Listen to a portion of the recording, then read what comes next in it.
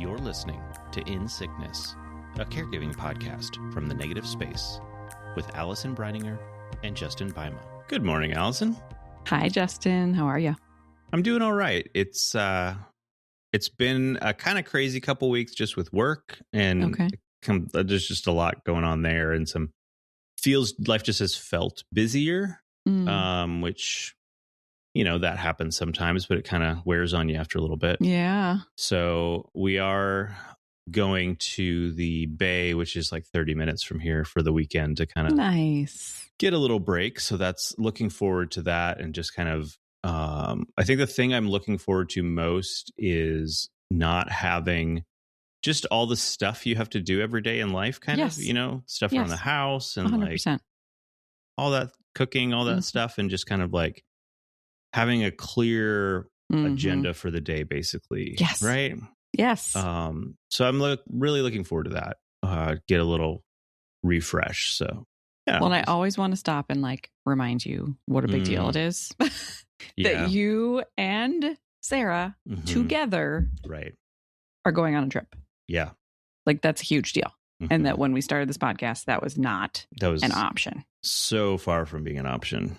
And that, you know, at that point, if you would have said it's been a really crazy week, it would have been like health related. Right. Yeah. Right. And so, you know, I'm not minimizing your work thing at all, but just to remind you, you know, like, wow, you know, to never take for granted, like the fact that you can go on a trip right now. Yeah, totally. It's amazing. So it's incredible. Really happy for you. And that, I don't know, I think you feel, more grateful for the opportunity to do that. I think having been through that, it doesn't feel as much of a trivial thing. Yeah. Or not trivial, but it just, I don't know, you appreciate it. So yeah. Well, I think even being in this community of caregivers, because Sean and I actually had an opportunity a couple weeks ago to go up north. Right. And I was, you know, he was hooked up to his, you know, he does fluids. Right. And so he like had that in the car and all this. And I was thinking, oh man, we're on this trip, but he's got this thing. But then I thought, Allison, how many caregivers do you know? Yeah. Who cannot even consider going on a trip with their person? And so, I mean, I'm not trying to, you know, I get to bright side myself, I guess, but it was a good reminder, I guess, to say like, yeah, it stinks that on our vacation, like we have an IV pole with us, right? Yeah. And we're on a vacation, and there have been times in our life that that's not been an option. There have been times for you. There's so many caregivers that I know that are like, that's not an option for us. And so it was a good reminder for me to just, you know, soak that in too, to say like, hey, we're in a moment where this is an option for us, IV pole and all. Right. So, that's great. Yeah. So how have things been going the past few weeks there? Yeah.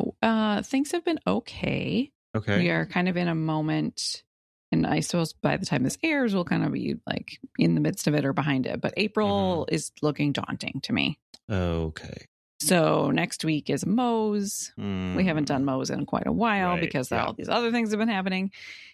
And so, of course, that just means that more skin cancers have cropped up. And so he thinks he has probably like 7 or 8, and they only do 4 at a time. And a 4 is like... That's a lot. Awful. Most people have 1, and they talk about it for years, right? And he usually, you know, goes up to 4. And so that's going to be terrible. So that's next week on Tuesday. And then on Wednesday, he goes to see the ENT. And so that is like the day, it's like the day after Mo's, and he's going to be all bandaged and terrible. And they're going to look in his mouth and just, you know, it's one of those appointments where it could just take us down a whole nother road. Right. And we don't know, you know, I don't even want, like, I could look in his, like the recurring spot. It's a place where I could technically kind of sort of see myself, but I don't even want to look in it. Because like, no reason for me to do that. So that's Wednesday. And then like 2 weeks later, he has a endoscopy, colonoscopy. Okay. And you know, again, that's one of those things where could be fine or could send us down a whole another road. So I'm feeling a little like, totally. Yeah. going into next week. So that's how I'm feeling. So like even for tonight, it's Friday, and I was thinking, I said, I feel like we should do something fun. You know, we're kind of tired and it's cold and gray outside. So I kind of want to hunker down, but I feel like this might be our last moment for a bit. So should we do something fun? So we'll see if fun happens. But So that's that. A little uncertainty ahead. Mm-hmm. But it is spring. Well, I mean, on the calendar, it's spring. Right. Technically, it's spring. And so you know what that means for me. I'm just plants. Mm-hmm. So that helps. That's great. That really, really helps. So that's I'm looking forward to that part of life and having that little thing to look forward to. Mm-hmm. So, yeah. Great. So what are we going to talk about today? So this week I actually attended 3 different webinars on caregiving. Oh, wow. So you attended where I feel like it's usually you're presenting on those. Right. Kind of things. So I actually led 3 webinars and I attended 3 webinars. Oh, wow. Okay. Yeah. Amongst the other things. So yeah, it was interesting that there were 3 different organizations and it was kind of wild that they were all in the same week. And so on 3 different topics but it makes me really happy when I see organizations that are talking about this and there's more research and more people are coming around it. And it's sort of like, welcome to the conversation, everyone. Sure. Glad you're here. So one of them in particular really kind of struck me. And I mean, they all kind of had this theme, but one of them had a really, a graphic that showed that when caregiver distress, depression, and physical strain increases, then or when caregivers have those things, which is kind of always to some extent. Yes. Right? Hello. Okay. That leads to an increase in emergency department use, hospital use, long-term care facility use, and mortality in the patient. So let's just sit with that for a second. Caregivers have when they have more distress, depression, physical strain, all of those things happen to the patient, the person they're caring for. What? I mean, duh, right? I mean, and to see it in a graphic. Yeah. The other graphic was that when spouses are not fatigued, so the caregiver is not fatigued, which I was like, when... Is that an option? Nobody told me that was an option about not being fatigued. Where did you find those people in the survey? Yeah, they're lying, basically. When the spouses are not fatigued, then the patient health care expenses are $8,700. Okay, let's just say. When the spouse is fatigued, it goes up to $1,200. Whoa. $12,000. $12,000. Is that like month or year? What is that? Good question. I don't know. Let's just know it's more. Right. Yeah. It's So the more tired the spouse is, the higher the healthcare expenses for the patient. Okay. Yeah. So it's like, and I mean, I'm glad that researchers and, the point of these things is for healthcare systems just to realize, hey, we could save money if we help caregivers. Yeah. And you need, for certain decisions to be made to reach certain people, you need, they're not going to believe, or they're not going to listen to the anecdotal or the stories as much as like, okay, show me data. And so, that's. And show me numbers, show me money. Yeah. Money. Right. It ultimately, money. It has to come to it comes down to the money. Right. Yeah. So anyway, I'll pause because I've had some time to process this. But as you hear these things that I've just described, like, what does that bring up for you?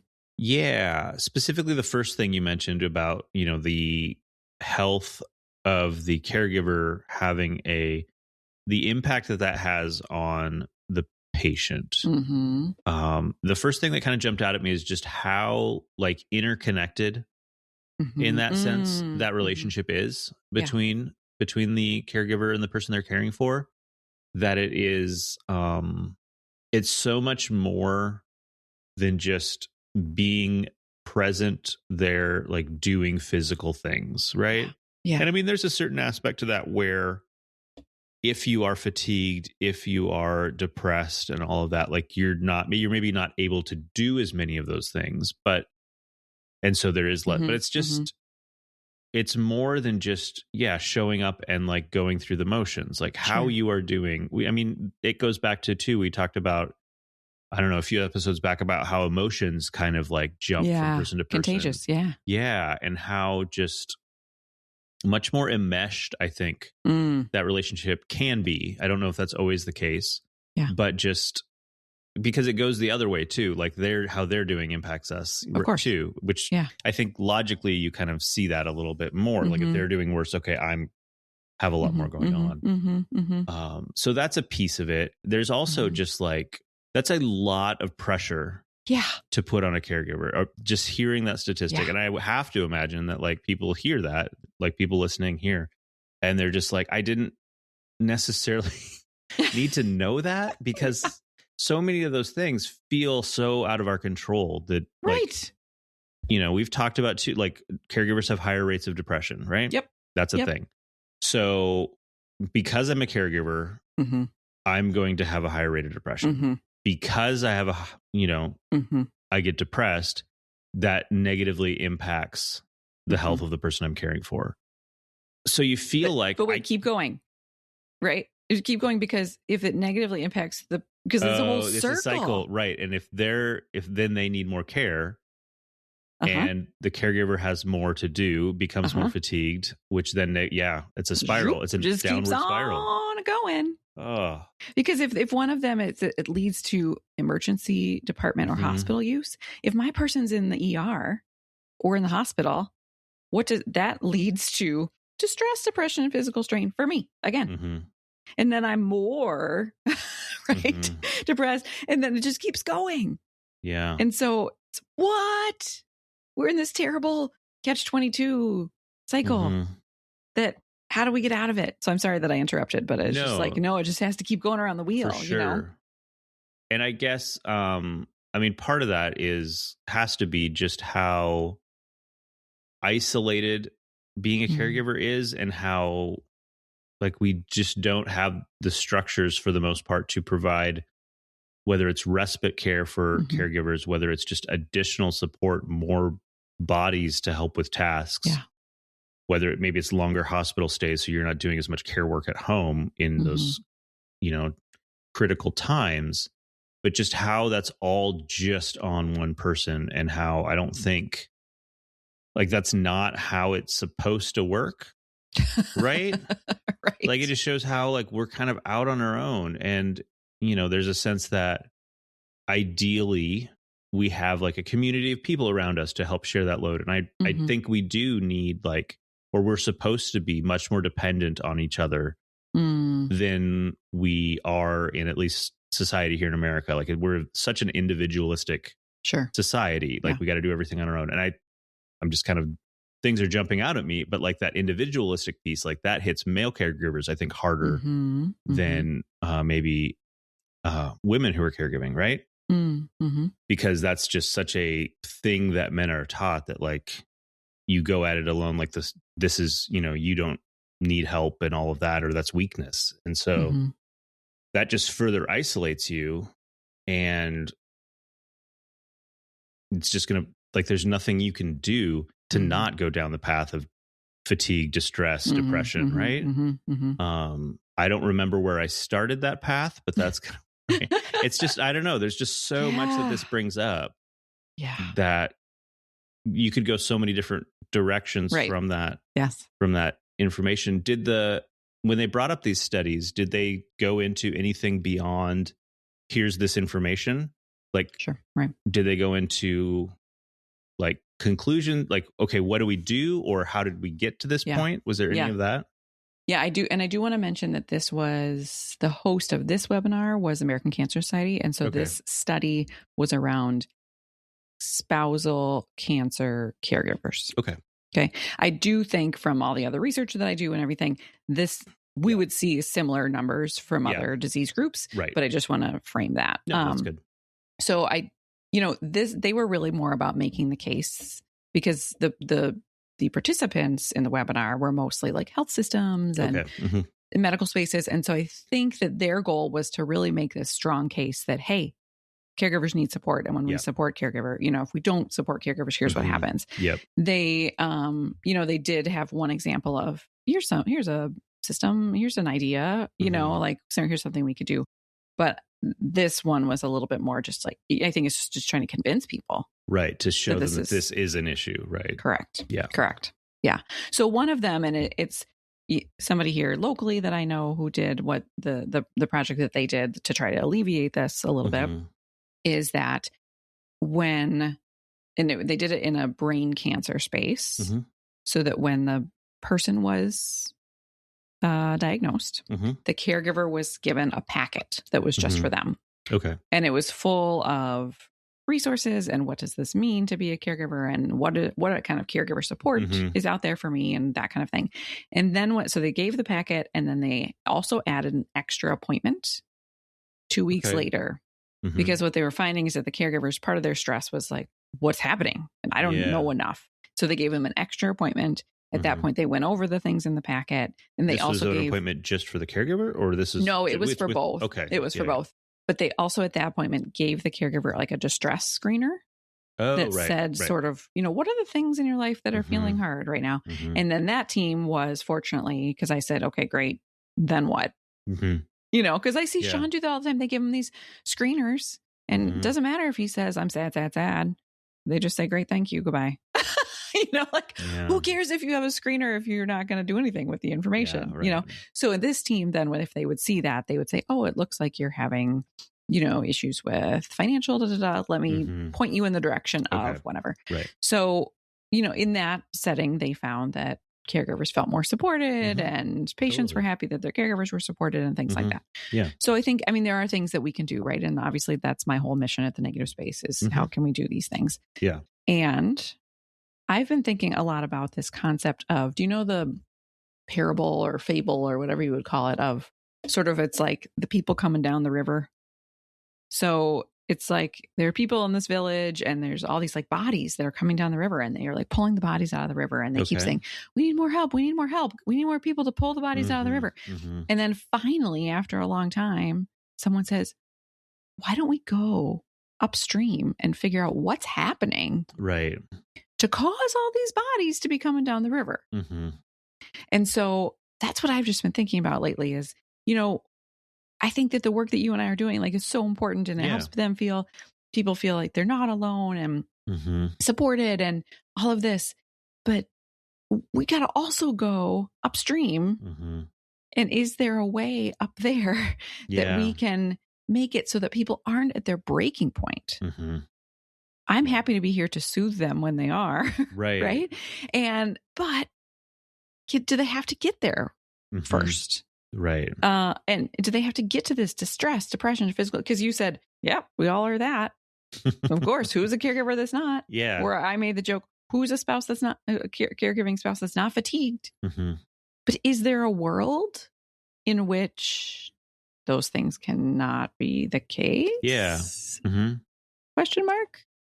Right. One thing I think that would be helpful is, I'm sure we've talked about this at some point, but caregivers tend to neglect their own healthcare, right? Yes. Whether it's like annual screenings or just you got something that's just feeling off with your body. Like you're going to put it off because you're going to have to get someone to cover for you with your person potentially. And just in general, access to healthcare is not as straightforward as it should be, whether that's from a cost standpoint, or just a, availability or scheduling, or just it can be a whole thing. And then your appointment's like 6 months out. Maybe it's. Or I always think, what I don't want to go do on a day that I have free? Totally. Go to another doctor's appointment. Right.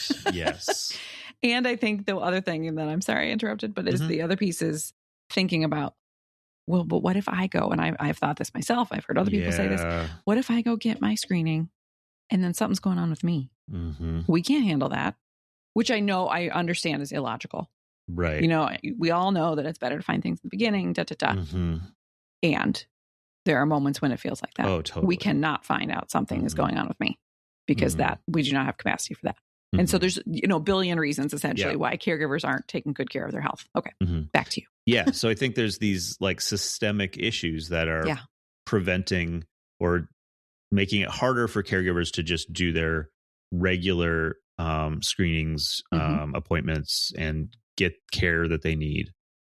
And that means that when things pop up, things are more serious. That means that you're not treating the depression in an early stage, or like note that, okay, my mood is kind of drifting and catching those trends earlier and having someone to work with to try to manage that or maybe reverse that, whatever you can do, but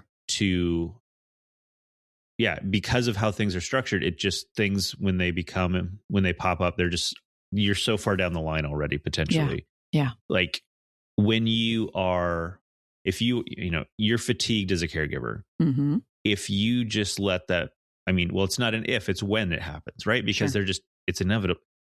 I don't want to sound depressing, but like often that is the case, that it's just inevitable that you get to a point where you are just so fatigued and burned out. Like it's like you reach this like breaking point and like, I can't keep going. And being in that state and trying to figure out what to do is overwhelming because like you don't have the energy to like, how do I even get additional support for, and often I think our minds first go, how do I get that additional support for the person I'm caring for? Right. Because I'm not able to do all of the things that they need. But also then, if we get to it, it's like, how do I get help for me? Right. Right. Yeah. Which isn't even our first thought. Never. And so I think that's whatever we can do to make it so much more straightforward and easier for caregivers to just keep tabs on their health in general on a regular basis.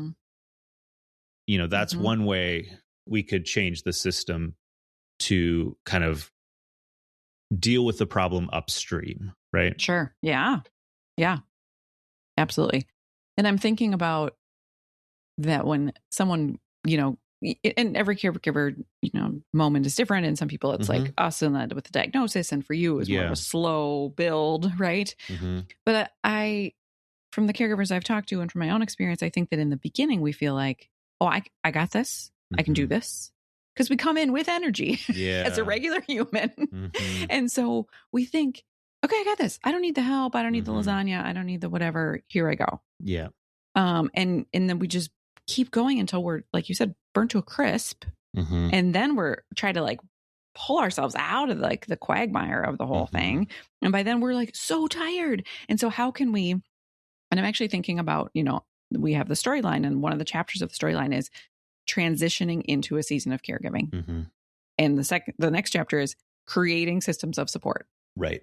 And it's like, what if somebody from day one said, like, built up all those systems and did the things? Because I think that's not the way we roll. Right. Instead, we just, like you said, individualistic. We're just, I'm the wife, I'm the mom, I'm the son, I'm the whatever. I'm just going to do this thing. And then it's not until we're crispy burnt that we realize we can't. I was actually just talking to a caregiver who was so burnt out and took a day where she like brought in the family members to like be with the person. She took a day off. And she said when she came back the next day, she felt like she was on espresso. She was like, and she was trying to figure out like, what is going on? And then she realized she the way she described it has been like haunting me. She said, I realized I had been walking around essentially like a walking corpse. Oh, wow.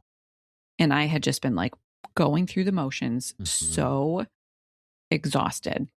And I didn't even realize it until I took that day off and then realized, oh, this is what I used to feel like as a human. It was like, whoa, right? But I think that I'm glad for her that it only took one day off. Yeah. Because I think many people, it would take way more than a day off to return to their sort of normal state. Yeah. But I just wonder about how much of that, how can we convince caregivers at the beginning, get to them at the beginning to say, you're going to want to do this all by yourself. Yeah. And you can't. Right. Like, take it from us. Yeah. We know you can't do this by yourself. Right. Let's build up that system right now, even if you don't feel like you need it. Because building it in now is, you know what I mean? Because for so many of us, like, this is years. Right. And you don't know that in the beginning. But let's say it's only a month. Let's say it's 6 months. Great. You had a whole system that whole time? Right. Fabulous. Right. Yeah. I think the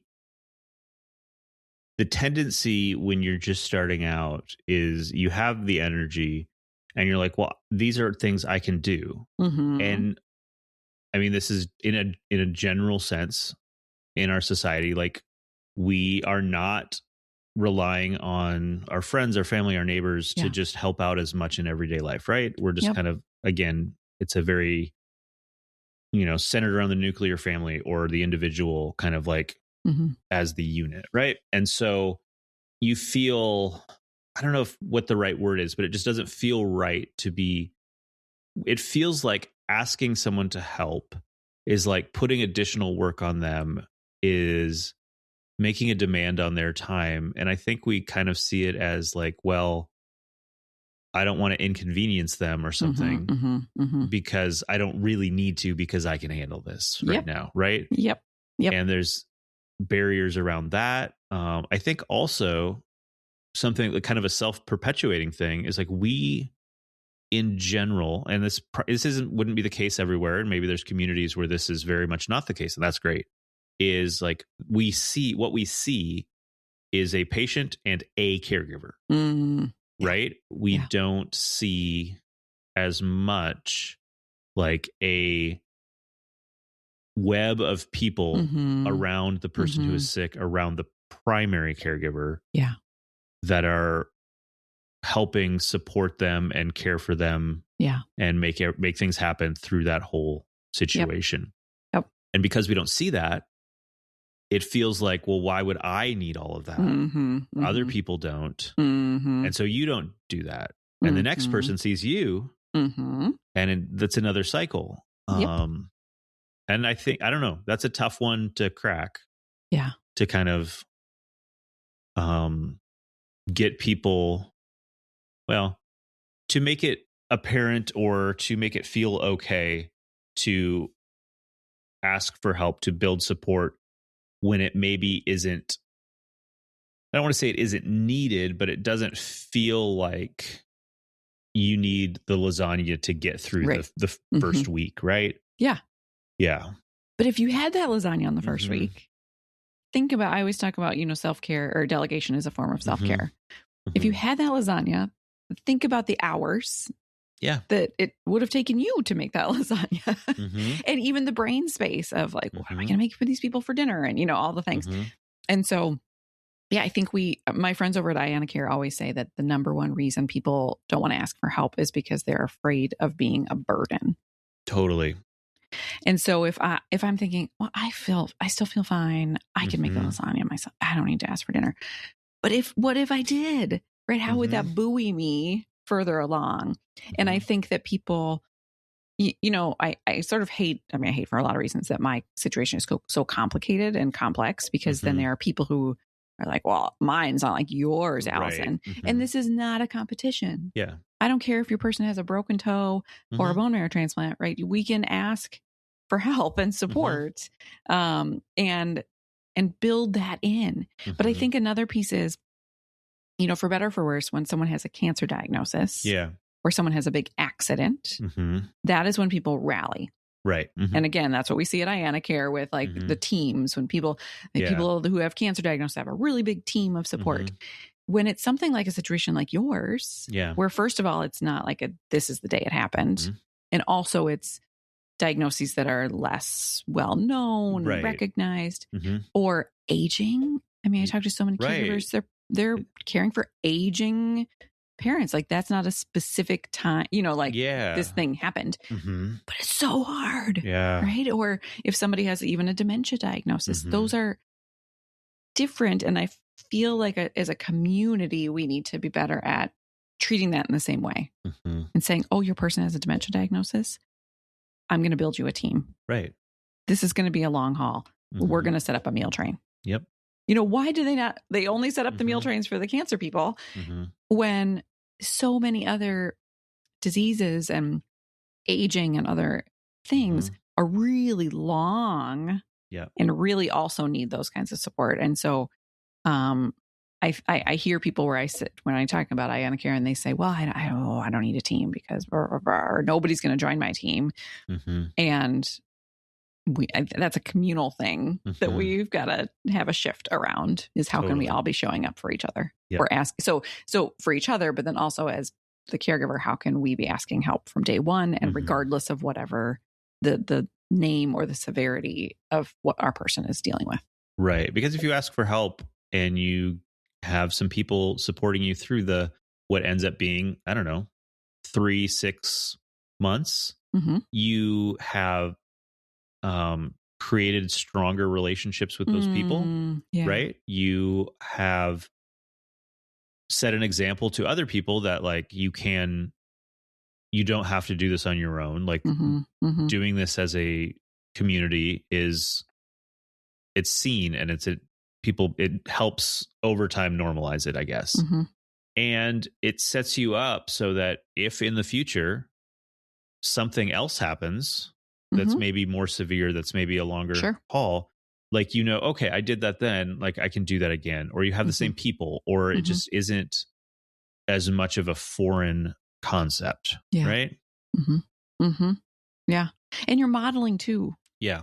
I would hope that then someone, when they have their next thing, say, well, Allison asked for help.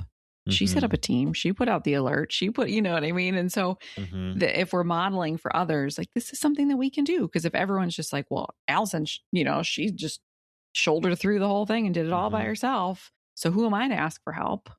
Right. But if we can see that we're doing this is a thing that we do, Well, it's also modeling it for supporters.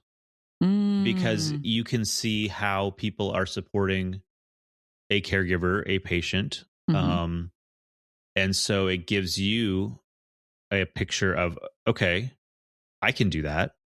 Or it gives you something to maybe approach someone closer to you that is in a similar situation. Like, hey, do you need help with this? And you kind of see other people having that sort of support network. And it kind of clicks that, I should help be part of that around this person in my life. Yeah. And I think this all also goes back to, people being more open about the reality of their own caregiving. Because, you used the word isolated earlier, and the caregiving it is really isolated and it's isolating. And if people don't know what you're going through, they're not going to bring the lasagna. And so part of it is even sharing that, to say, my person has this thing and we're going through this and, we could use some support. Yeah. And I mean, that's so vulnerable to say that. It really, really is. And, but I just think, I think that just as how we were talking about how we use these statistics because, there's a different thing that's going to hit each person. Right. And so for the corporations and the health systems, it's money. But I think that I just keep looking at this note I have about, it says mortality. Right. So if my distress, depression, physical strain are increased and I don't do anything about it, or no one helps me do anything about it, there's an increased rate that my person will die. Right. So whatever it is that as a caregiver that you need to hear and take in, you might, the whole pour from empty cup, blah, blah, right? But so you might not say like, well, I don't need it. That might not be the thing that inspires you to reach out for help. Maybe it's this, I don't want to say scare tactic, but it kind of is, but it's sobering. Legit. Yeah. It's sobering. Exactly. Yeah. So maybe it's that you have to think my person is more likely to die if I don't reach out for help, if I don't, access the help that is around me, because my distress, depression, and physical strain can lead to that, Yep. But also, can we just sit for a second and just say, that's so much to hear. Yeah. It's so much. It's so much. Because I like to think I'm a really good caregiver, ninja level. I have, given myself that title, ninja level caregiver. And so to think that I might cause things for him feels really hard. And that, and causes me to feel more distressed and depressed. Yeah, right. And so then what? It's that downward spiral. It's a downward spiral.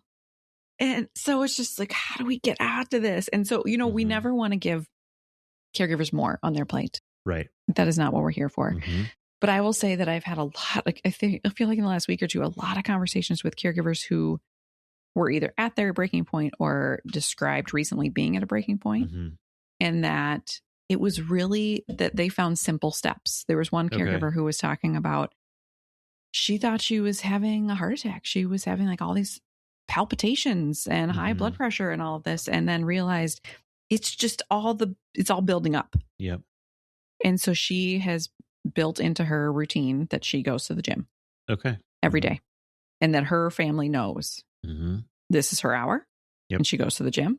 And she said that just that it was like a scare, like it was like she could physically tell that her body was like the stress of it, right, and that she needed that release. And so that's what she built in. You know, and another person who was like, I'm just at my wit's end, and there's nobody to help.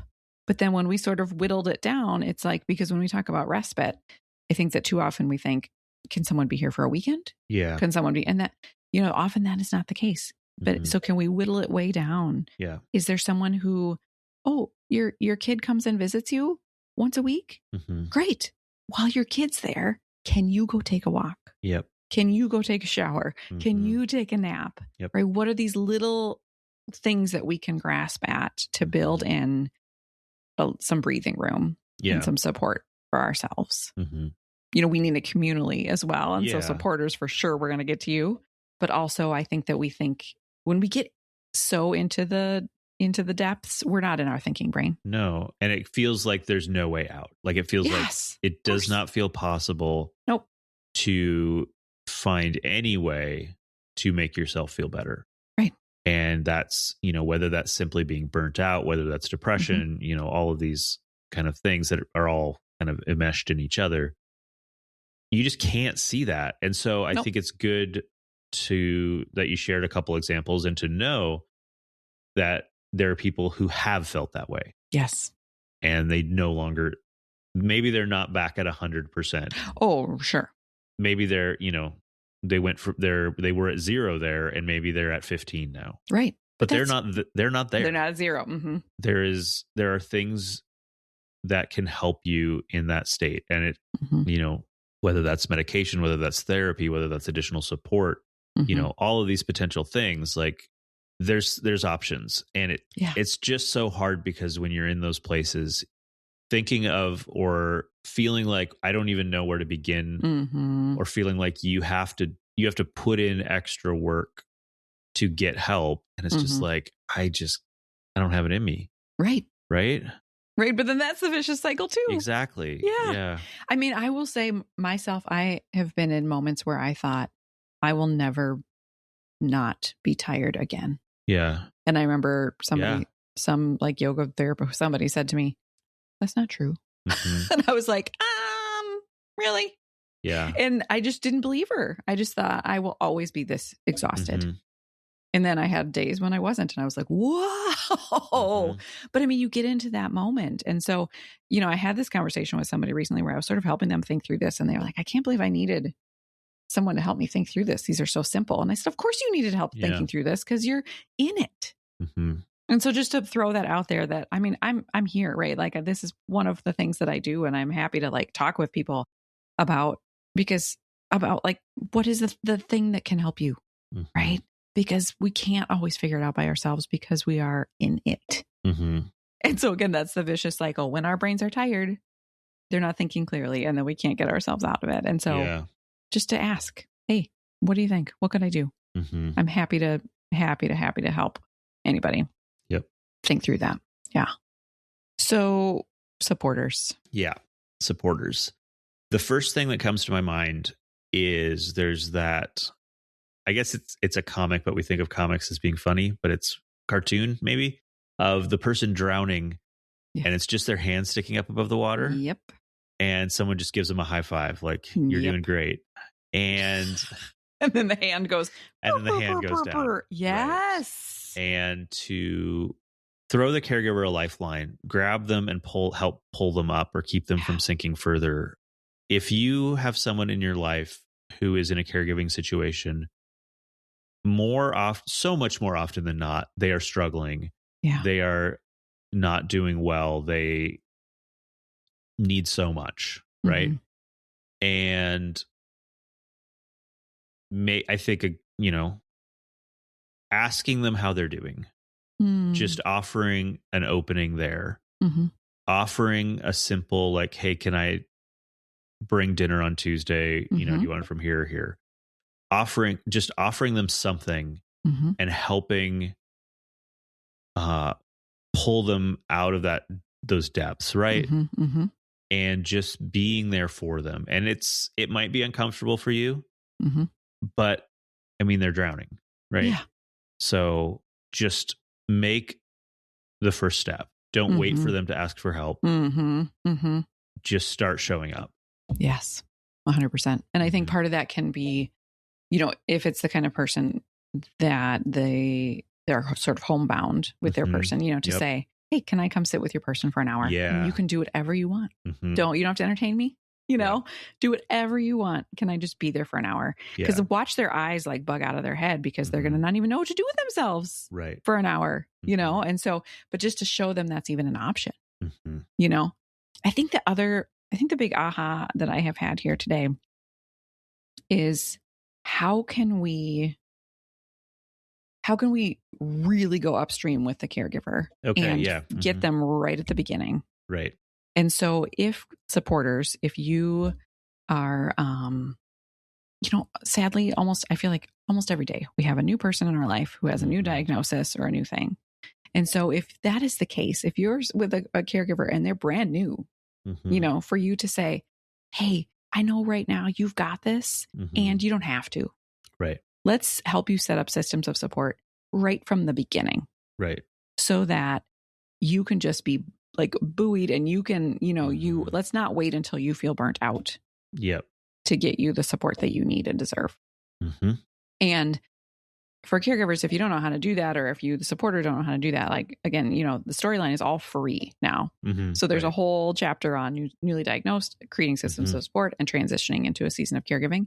And all of those have like really concrete hands-on things that you can do to support people or to be in those seasons. And I just think, how can we convince people from the beginning? When I hear of someone who has a new diagnosis, I am always saying, can I set up an Iona Care page for you? I will do the work for you. Right. Like, let's just do it. And, often people say, oh, I don't have the people. We'll find you the people. You've got the people. We just need to do this from the beginning. So I think that there's that. But then the other thing I wrote down that I'm really thinking a lot about is, you said, keeping tabs on a regular basis on the caregiver. And so again, how can we just be checking in with them throughout, and like both as we personally checking in with ourselves, but also other supporters checking in with us to say, hey, how you doing? Can I, and so in the quiet moments, in all the moments, what are the ways that we can keep tabs on each other, on caregivers, to provide support along the way. Right. And especially think about all of us, like really long-term caregivers who've been in this for a long time. Yep. Like you said, we are not well. Right. And so how can somebody reach out and offer us support? Yeah. I think too, with the checking in and all of that is, check in, see how they're doing as a caregiver, see how they're doing with their caregiving situation, but like show interest and ask questions about or recognize that they are more than a caregiver. Yeah. That there is a whole person with hobbies and interests and like all of that maybe that's something they haven't been able to access for years, right? But that is still part of them. And so to find a way to connect with that or to acknowledge that when you're looking for ways to support them, think maybe beyond, how can I support them and how they care for their person, or how can I support them so that to help the person they're caring for, but like, how can I show up and do something for them to help them access something that they used to be able to, or to access that part of themselves that they haven't before. So like, maybe whether that's, I don't know, I like birding. So maybe, offering to sit with their person for a bit so that they can go have a morning and enjoy something that they used to be able to, right? Sure. Because I think it's important to, as a caregiver, it's important to remember that you're more than just a caregiver. But I think as a supporter, it's important to let them know that you see them as more than that, right? Yeah. I love that. Because, me gardening, right? And so I could imagine somebody at this time of years. And actually this happened. We have this dear friend who said, hey, there's this gardening company. They come and do a lot of the heavy lifting and the weeding. And I know you love gardening and have little energy. And so is this a gift I could give to you? Yes, 100%. Because that allows you to garden more, right? Because it allows me to do the parts I like and not the parts I don't want to. And so how beautiful is that? Amazing. And so I think you're right to say, but I also would want to, if it's like, hey, I want to give you an hour, I'm going to come sit with your person. Yeah. To give them that option to say, maybe you might want to go birding. Maybe they just want to like go to a dark room and take a nap, that may depend on where they're at in their caregiving arc, right? Yep. Early on, maybe they're not to that point yet. And so to set up an example of how we can allow you to keep doing the things you love, to keep being a whole person while this is going on. But yes, once you're in the depths of it, it may just be, I need to take a nap. Right. Yeah. But what a gift. Huge. What a huge gift. Yeah. Yeah. Or I just need to sleep uninterrupted through a night. Yeah. Like that's a real thing for a lot of caregivers. Oh yeah. 100%. Imagine that. Yeah. Yeah. Well, I think I'm glad that these conversations are happening. Yes. Obviously with us, but also bigger picture, and that, the people are talking about it. I hope that these statistics, even though they don't feel good to see, I hope that they can shock systems into change. And then also that they do change. Right. I hope that someday we're sitting here and saying, oh, wow. Yeah. Like, this isn't the case anymore. And I think it's, good / painful that we, went there and talked about all these things, because it's true. Yep. It's true. And I, my tagline is, I'm part of the story. Yeah. And I just think this is the perfect illustration of that. Right. If we think that caregivers are not part of the story, but when you said enmeshed, I think is the word you used earlier, right? And so if our distress, depression, physical strain has that much of a impact on our person's well-being, we are absolutely part of the story, And so even more reason that we need to be seen, and that to prove that this has an impact on us as well. Right. Yeah. So one other thing that I was reminded that I wanted to mention is you were talking about the storyline and how there are chapters on, creating systems of support and, entering a season of caregiving. As a supporter, that would be probably great to look at that information, to see what you have put together for, as a caregiver, this is, how to set up systems of support. And until I had never thought about that resource for a supporter before, but 100%, that would be a great place for, there's this person in my life, their spouse has been diagnosed with something. I want to support them. I don't know where to start. That's a place you can start. That's going to give you some ideas on how you can help the caregiver set those systems up and make their life a lot more manageable. And also then when you go through it, you can see, oh, this is a nugget that I think the caregiver might really appreciate. So the caregiver doesn't have to sort through, right? Totally. You can just say, hey, I was doing this, because when we talked about rare diseases and we said what a gift it is when people do research on our behalf, it's sort of like that. If someone said, I was reading this caregiving resource so I could learn more about what's going on with you and how I could support you. And here's this tool that I found that I think you might really, what? I would love that. That would feel so beautiful to me. Yep. The other one I'll mention is that there's a chapter in there on realistic self-care. Okay. And so for those caregivers who are like, I am way beyond the beginning, I am a burnt, crispy town, there's all these beautiful things. And I sent it to a caregiver recently who was feeling really burnt out, and she listened to the meditation with our friend Rodolfo's beautiful voice. Right. And she said, I forgot about breathing. She said, it just helped me remember that breathing really helps. And, and so again, that's just such a example of we can't think straight. No. And so if you're feeling burnt out today and you're listening and you're thinking, how, what, check out the realistic self-care section, because that also has just simple Simple. This isn't like go to the spa day stuff. This is simple, basic things that can make you feel better right now. Right. So, yeah.